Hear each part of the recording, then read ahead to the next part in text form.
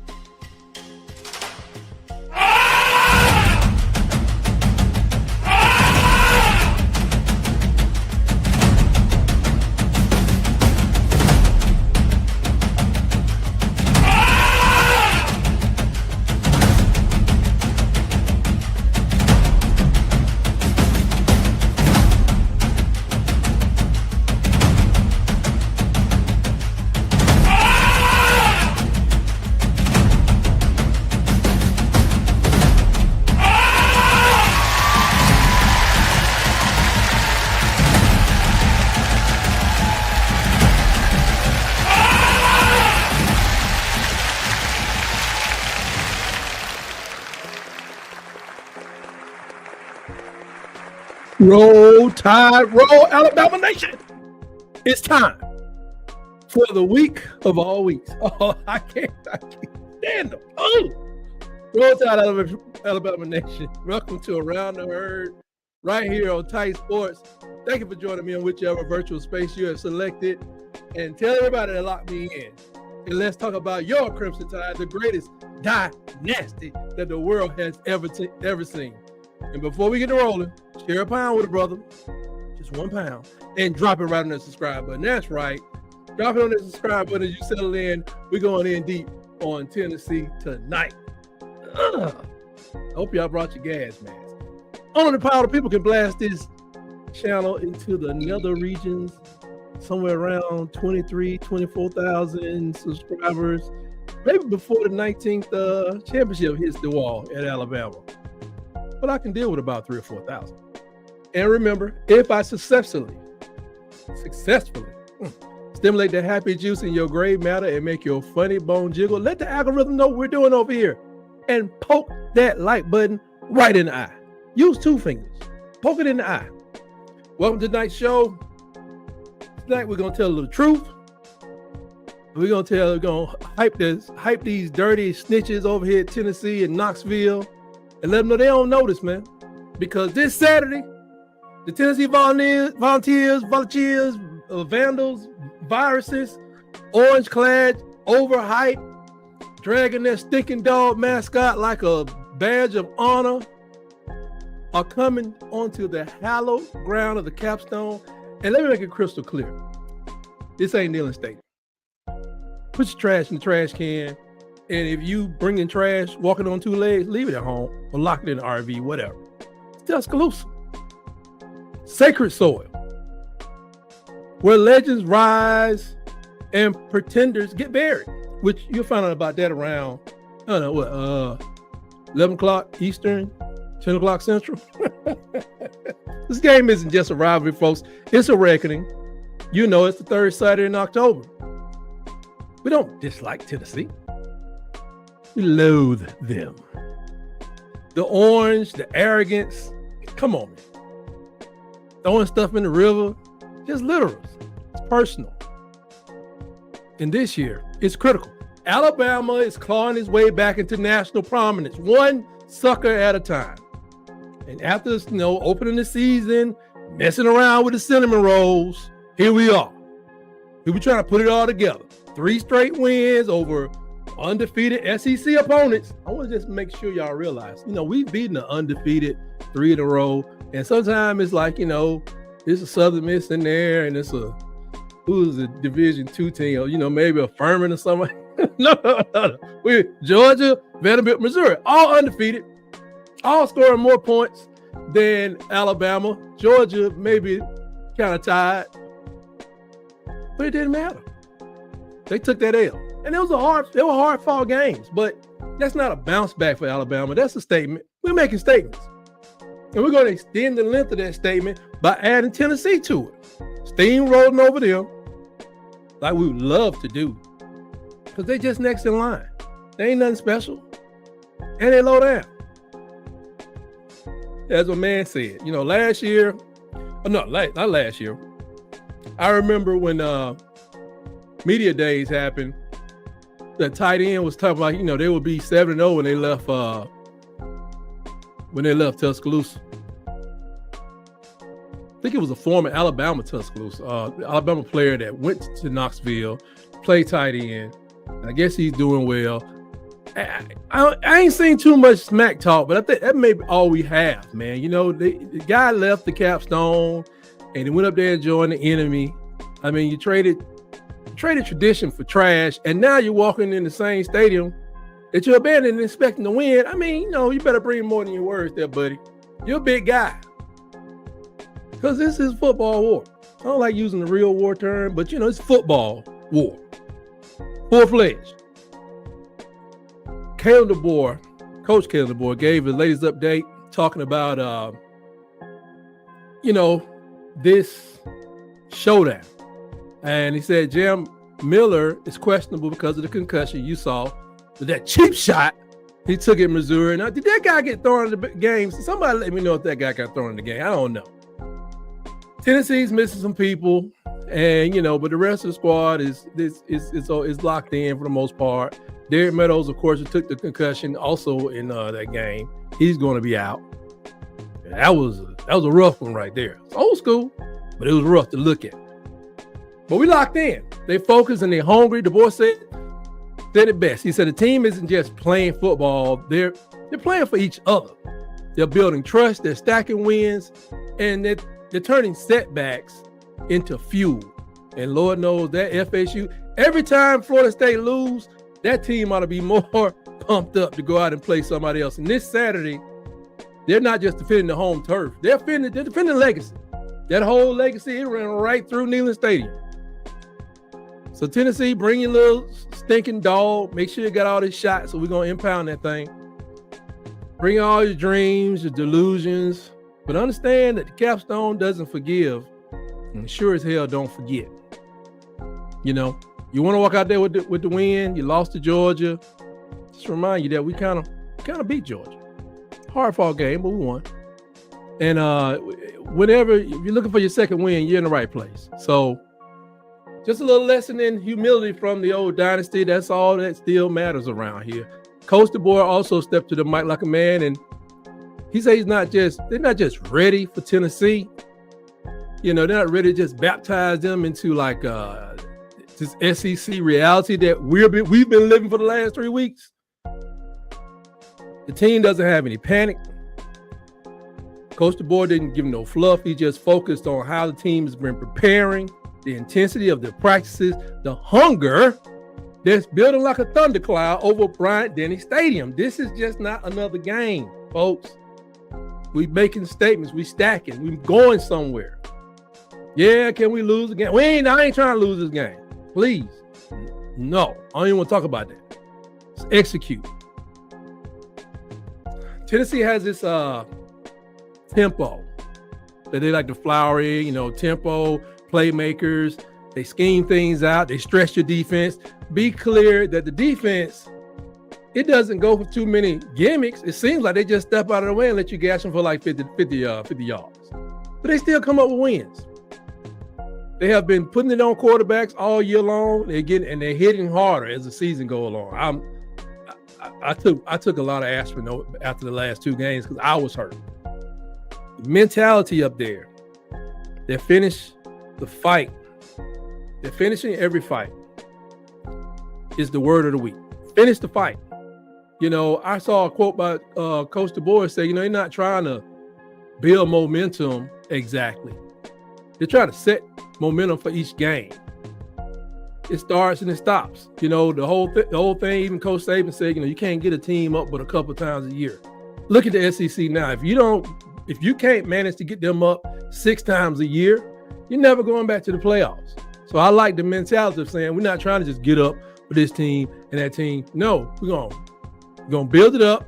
You're gonna let it off, and you're gonna move to the next team. We got a couple of words, things in the chat. It's me say I hate Tennessee. I just dislike Auburn. That is the truth. What's up, C-Ham? It's the truth. We just dislike Auburn. They're neighbors. They're our cousin with the, they're our cousins. They over there, you know what I'm saying? We see them at the family reunion. After they win, lose, draw an Iron Bowl. But Tennessee, we won't let them people come nowhere near our family. The last time you heard of a marriage between Alabama and Tennessee fan? Don't answer that because it's probably going to start a fight somewhere in the country. So I agree with you. Ty Simpson is doing his thing. Coach DeBoer praised the leadership, especially after the Missouri game. And word is from a couple players that he laid into the team after that game because of how it just didn't go right. There were mistakes made. He made mistakes. He got the kind of fire that turns good team into great ones. If somebody can catch on and continue to be the leader that he's been on the defensive side and in some other places on the line and the receiver core, we can be a great team. They're pretty good right now, but greatness is what's needed. The QB room is locked in, They're not hoping to win. They're expecting to punish folks on both sides of the ball. And I like that. I really can appreciate that. I'm not going to keep guys real long today because, of course, Pittsburgh Steelers play tonight. Thursday night, God, they probably lose to the doggone Bengals because Thursday nights are just goofy. So the Tide took out Missouri. It wasn't just a warning shot. It's a message that Alabama is, we're not just out there playing football as the University of Alabama Crimson Tide. They're out there defining what it's supposed to be. Something they've pretty much done over the last 100 years of football. Not just in the championship years either, when they were rebuilding, going to the next championship. It was some real dark days when nobody should be following what Alabama was doing, but it definitely was some more great years than awful years. The awful ones, unfortunately, happened during my 20s and some of my 30s. It was like, golly, whoo, it's hard to take, but we here. They learned through all this. So Tennessee, ladies and gentlemen, you rolling into this matchup like a jalopy with one tire spinning in the mud. Hanging on for dear life. Then the Crimson Tide is going to come in and just wash you away. The Vols, now, I'll talk about the good things about them in a second. But, does anybody like the Vols? Does Kentucky go over there and be like, man, these some good guys to play football against? I don't think nobody likes them, really. That whole snitching on people thing just don't help. Josh Heupel squad, they want to go fast, warp speed, NASCAR, rocket launch fast, throw it deep, go tempo. And I love these teams that do that because once you figure out how to stop the tempo, once you figure out how to keep them off the field, and they over there, eating Cracker Jacks and popcorn instead of scheming because they've been off the field so long. Coach, I'm hungry. He's like, Coach, I'm hungry. We've been on the sideline a long time. If you keep them on the sideline, you ain't got to worry about none of this offense. And one thing I like about the Tide, we do a good job of keeping people on the sideline. Tennessee's defense, they give up big plays. That's not good dealing with this squad. Not good. The DBs are hurting. The DBs been letting go a lot of big plays. I watched those games. They battled with Mississippi State. Personally, I don't have a lot of respect for yet. I like how the fact they're building. But when I matched them to my Crimson Tide, no. Tennessee played well against Georgia. I think that was in Tennessee, right? You should have won. Kirby took you down. A 1-point victory in the SEC. Hey, on the road, that's good. But when you're at home, you're not supposed to lose. That's part of the plan for most teams. But if you can't do it, it says something about you. But you can't bring no defense up into Bryant-Denny Stadium, giving up big plays like it's Halloween candy, but we'll take it. The offense giving the ball away. What are your quarterback got 5 picks so far? I don't know how many fumbles the team has. It's not good for a team that is tied for second in turnover margin. Yeah, number 2. It's real easy when your quarterback gave the ball away one time and he threw an interception. You got a couple of fumbles, but then you go out and get like 17 other turnovers or maybe 18. That's what makes you number 2 in the country. We are here to destroy all the pretenses that you have, Tennessee. You're not back. Y'all, 3 quarterbacks ago, y'all were dangerous. Not so much right now. They've been putting the boys have been putting the hurt on these teams. You better go look at these guys. What do you call it? They're not disabled list, but their injury report. Chris Todd been breaking folks off. I mean, it's I guess because you don't see it, but the linebackers hitting hard. And don't let our defensive linemen catch up with you. Keon Keeley's out there doing what I thought Q Russo would do. It just keeps coming. And let's not even talk about Bray Hubbard. He laying wood out there. And the young man, Dijon Lee, I think they said Jermaine Funnyman said we're going to call him Mustard. I don't necessarily like it, but I get it. Dijon Lee. And they got to call him Hot Mustard. And he's covering these receivers. He's 6'4", 6'5". He ain't got no choice but to cover. Where you going? So offensively, this is tailor-made for Alabama to feast on. It really is. Vols like to give up chunk plays. We like to get chunk plays. We like that. Bama receivers are the kind of athletes that turn broken coverages into 6 points before the announcer finishes the sentence. Have you ever listened to the Alabama guys call Alabama game when they're really rolling? We just got to get away from the mistakes. We get away from the mistakes. It's like little things. As I showed you last week in the run defense. It's these little old things just man, it leaves them wide open. Mainly keeping your eye on the ball at the snap really helps. Get these calls in, make the calls on defense. And on offense, hey, Ty's gonna always have some mishaps because he's always a person touching the ball. But overall, the way he protects the ball, he has to learn to get rid of the ball when he can, not necessarily in the field of play, throw that thing out of bounds. I don't like him taking the hits. I don't even care if he get a grounding penalty and take the sack that way instead of taking the actual sack, because we don't want him getting hurt. Tennessee's explosive, but they brittle. Dangerous, but doomed. That's what they are. They bring in water to a flamethrower fight. I'm just telling you right now. They haven't played nobody. They Joey Aguilar, God bless him, stepped in there and they forgot all about Nico. But he's 1680 yards, 1,680 yards, 14 touchdowns, 5 interceptions. He's got a decent arm, got that transfer chip on his shoulder, but he ain't seen no defense like this yet. Notice I said the SEC games, it was Mississippi State. I don't know if it was South Carolina or somebody like that. I ain't seen nothing like this. No, it wasn't even South Carolina. I think it was Kentucky. And then Georgia, who they lost to. Dean Bishop, pretty nice. About 500, 4 touchdowns as a running back. But he gets swallowed up whole a lot of times against lesser defense. At least in Mississippi State, it was kind of tough sledding out there. Chris Brazzell II, the top wideout. He's fast, but not physical. So if Damani Jackson, Dijon Lee, Zay Brown get on him, I don't know what he's going to do. They said when you press him, he turned into a ghost. He don't do nothing. Mike Matthews, a sophomore out there. He's raw talent, still learning how to separate. This ain't the place for that. And then I'm telling you, there's several receivers. Braylon Staley, slot receiver, redshirt freshman, quick twitch, but he ain't built for contact. One hit and he's checking his dental plan. Let me tell you something.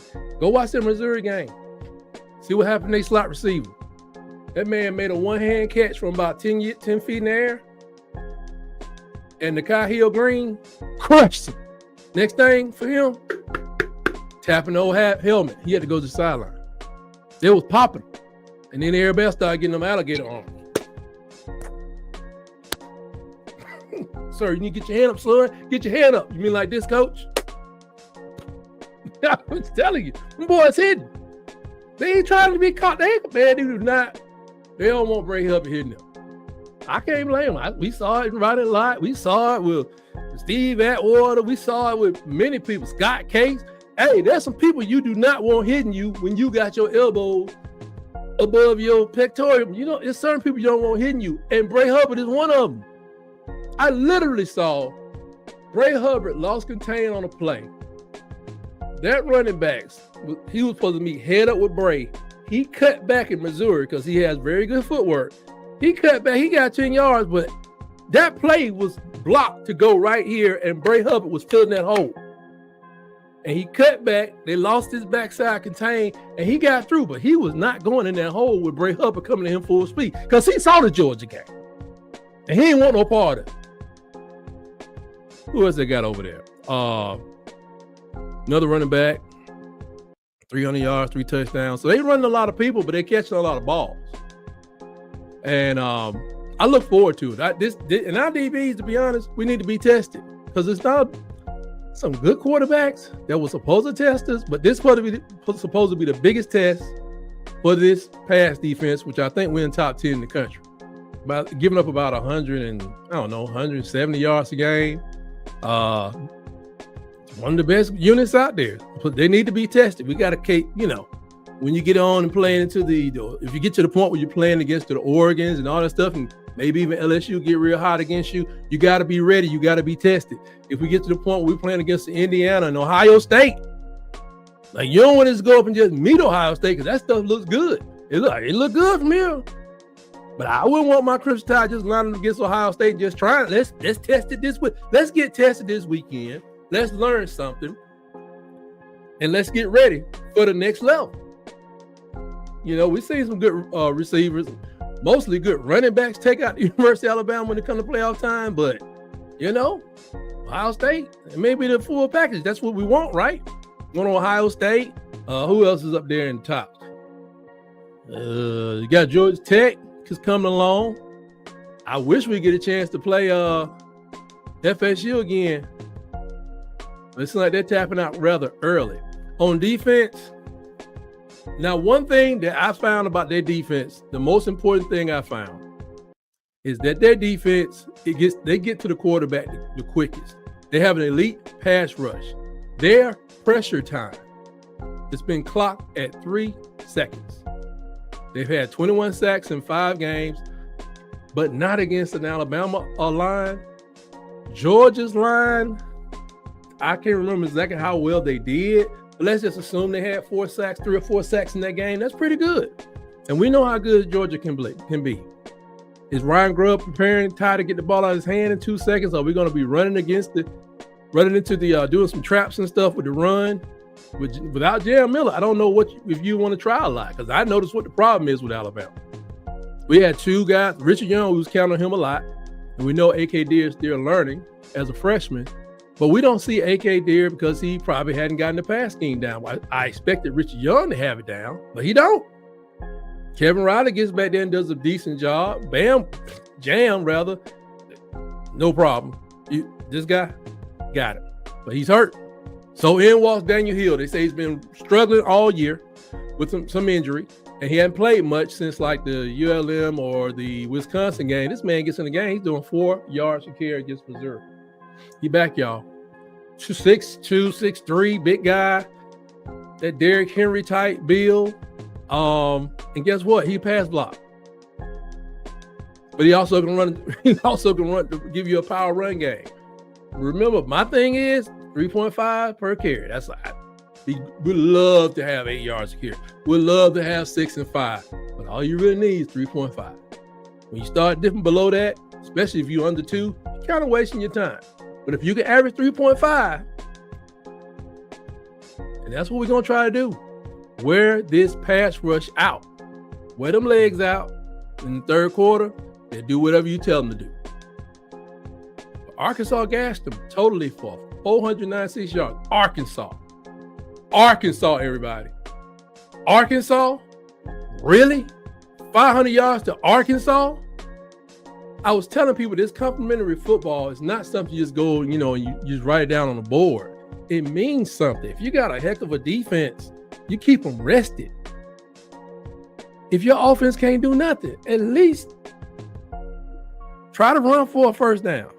I mean, really, just 3 run plays and get me a first down and give me another 3.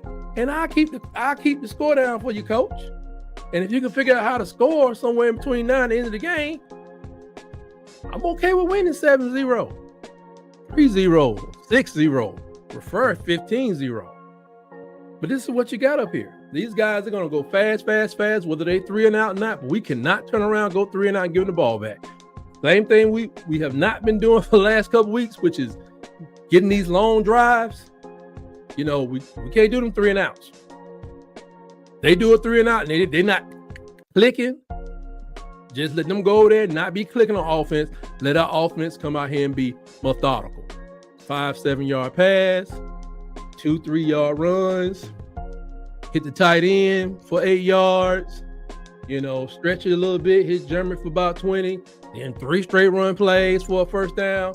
And next thing you know, everybody's like, is it my bedtime? That's how I want them guys on this. I want Joey Aguilar to be looking for his baby bottle by the second quarter so he can go to bed. So, where are we? The last 5, would it be 3 victories out of the last 5? But that last year's victory was a mess by Tennessee, and even that year before when they beat us 52-49 in that barn burner. I don't ever want to play a game like that against them again, unless we got 52 and they got 0. I don't want to get no back and forth. I don't want to go back and forth with them. But I was Alabama favored by like a little bit. Whatever a little bit is, I take it. Tennessee's got flash. I don't think they have a lot of fire. They're coming into our home, with a quarterback who's never seen nothing like our defense. Remember, he just transferred in. They got a run game that folds under pressure and a defense they seem like they're allergic to contact. They get back there and pull the quarterback down, but when it comes to that real physicality, they don't want that. This ain't Neyland's Virulent Vile Nations stadium. It ain't that. This is the house of pain. Saturday night, the Vols are going to learn why the third Saturday in October is a holiday of vengeance in Tuscaloosa. It's all about that pain. Like I said, I ain't gonna hold you long. And I thank you for joining me today. Thank you for joining me right here on YouTube and Facebook. And I'm getting out there on TikTok, so get ready to see me popping a lot. Don't forget to smack that. I don't even know the name of the new dances. Don't forget to smack that like button, hit that notification bell so you will know when I go live or drop a video. I'm trying to drop more videos going forward. And don't forget to poke that like button because the algorithm won't even know you was here. I know some of you guys come in late, and I really appreciate that you come in late and you watch the show, but hit that like button. Or hit the dislike button. Maybe I'm making enough people mad, but please, I prefer the like. But if you get enough dislikes, it still does something to the algorithm. But I think I'm doing a pretty good job. Shout out to these great Alabama podcasters out there, these content creators. Shout out to B Sharp, the Sharpshooters Podcast, Kangaroo Black, Bama Mo, The Long Run with Piano Man, Rags and Fitness. Thank you all for making Alabama great always. And I want to wish the following SEC creators. I hope they have a successful badminton season and maybe they can lock down a championship. I'm talking to the guys over there at Auburn Addicts, Water Cooler Podcast, Bubba and the Old Man. It's SEC season with man Tez. And over there with the Uptempo Podcast with my guy Dustin and the Huggy Beard himself, aka Rooster Matt, and Chris over there, Vandy Chris over there at the Golden Broom. Vandy Chris, how you doing? Yo, drop something on me, man, and let me know if y'all got over that caning y'all took. I hope y'all recovered. How's Pavia? Yeah. Hey, my boy if y'all see his family, tell him he likes long walks on the beach. You know what I'm talking to. Thank you. It's me. We'll get out of here. I'm hoping those teams, though, those other SEC content creators, I'm hoping that they have a spectacular square dancing season and they win the national championship. With that, we will see you Saturday. This is a big game, folks, and usually I come in third quarter. I think I may drop I think I'm gonna come in for the whole game since it's late at night, 7:30. I'm just coming there early, and I'll probably be really fueled up by the time the game starts. I may do some foods like drop a link and see what you guys got to say, if you got to say anything. Other than that, I'm gonna get out of here. I'll see you guys Saturday. Get ready for the Tide to roll. Ooh, nasty burp. And always remember, folks, roll, Tide, roll.